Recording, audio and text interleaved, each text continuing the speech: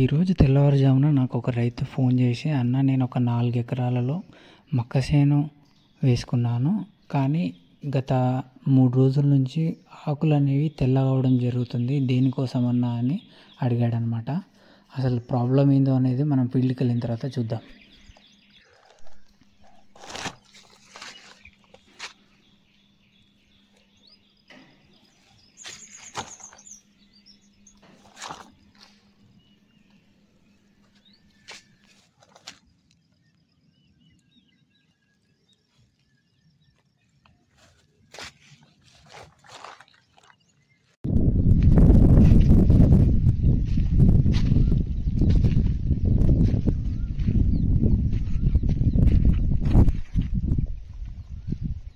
ఆకు తెల్లయండి,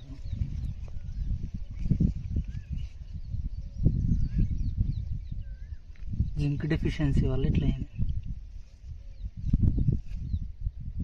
ఈ చెట్టు కూడా చూద్దాం.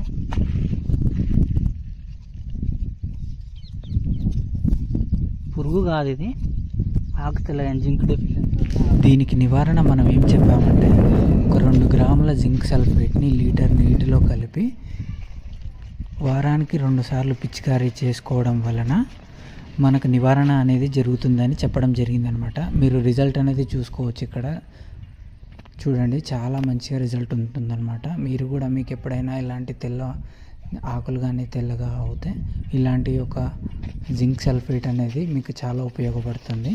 మీకు దగ్గరలో ఉన్న మన గ్రోమర్ స్టోర్లలో దొరుకుతుందన్నమాట.